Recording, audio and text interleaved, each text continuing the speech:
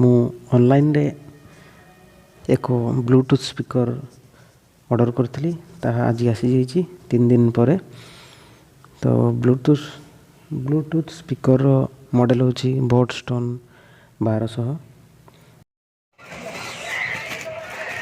ତାର ଡୁର ଫୁର ସବୁ ଦେଇଛି, ଆଉ ତାର USB ଦୁଇଟା ଗୋଟେ ପିନ୍ ଦେଇଛି। ଫୁଲ ମଜା ଥରେ ଦେଖା ଟେକ 200 ଟଙ୍କା ଥରେ ଟେକ ପଇସାର କେତେ କମ୍ ବୋଲୋ। ହଉ ହଉ ଧୀରେ ଧୀରେ ଧୀରେ ଧୀରେ ବାଜିଲା ବାଜିଲା ବାଜିଲା ଏଇଟା ୱାଟର୍ ପ୍ରୁଫ୍ ବି ଦେଇଛି ବୋଲି ତ ଲେଖା ହେଇଛି। ପାଣିରେ ପାଣି ଆଣ ପାଣି ଆଣ। ହଁ ସେଇଟା ତୁ ବାଳ କ'ଣ ଶିଖଉଛୁ ବକ୍ସ ପିସରେ? ରାଜ ଭାଇ ପୁରା ଇନା ବାଳ ଖୋଲିକି ବନେଇବ। ଟନ୍ 1200। ହଁ ସେଇଟା ଝୁଲେଇବା ପାଇଁ ମାଦଳ ଭଳିଆ ଦେଇଛି ଗୋଟେ। ତ ପୁଅ ଏମିତି ସିଏ ବଜେଇବ। ହେଲା 14 ୱାଟ୍ ଗୀତ ଖଟରୁ ତଳକୁ ପଡ଼ିଯିବ।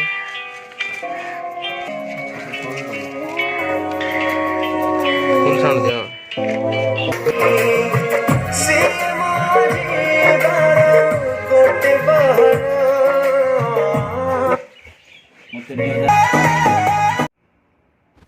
ଗୀତ ବାଜିବାଟା ତ ବହୁତ ବଢ଼ିଆ ବାଜିଛି, ପୁରା ମୁଣ୍ଡ ଖରାପ ହେଇଯିବ, ପୁରା ଡେଇଁ ପଡ଼ିବେ ଯଦି ଗୀତ ଯେମିତି ବାଜୁଛି। ତ ଏହା ଭଲ ତ ଲାଗୁଛି।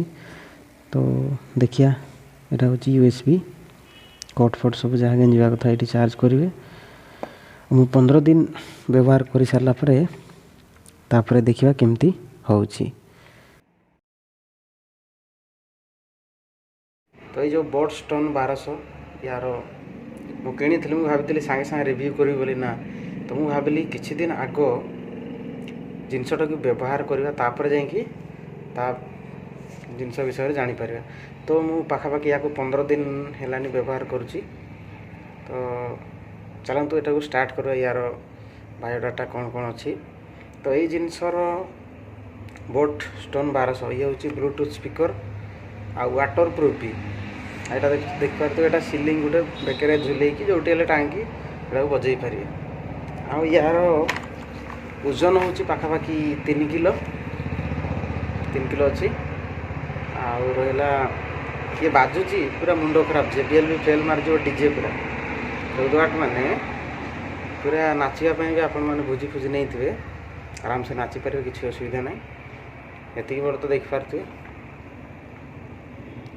ତ ବାକି ରହିଲା ୟାର ସବୁ ଭଲ୍ୟୁମ୍ ସୁଇଚ୍ ଦେଇଛି, FM ଦେଇଛି, ଅନ୍ ଅଫ୍ ଦେଇଛି। ଆଉ ଏଇ ସାଇଡ଼୍ରେ ଲାଇଟ୍ ଅନ୍ କଲେ ୟାର ବାଜିବାର ଟାଇମ୍ ହେଉଛି 9 ଘଣ୍ଟା, କିନ୍ତୁ 8 ଘଣ୍ଟା ପାଖାପାଖି ରହିଯାଉଛି। ଆଉ ଲାଇଟ୍ କମିଗଲେ, ଏ ଯେଉଁ ଲାଇଟ୍ଟା ଅଫ୍ କଲେ ଏ 9 ଘଣ୍ଟା, ଲାଇଟ୍ ଜଳିଲେ ଟିକେ କମ୍ 6 ଘଣ୍ଟା ଖଣ୍ଡେ ଯାଉଛି। ପାଖାପାଖି 6ରୁ 7 ଘଣ୍ଟା ବାଜୁଛି। ଆଉ ଫୁଲ୍ ସାଉଣ୍ଡ କଲେ ଟିକେ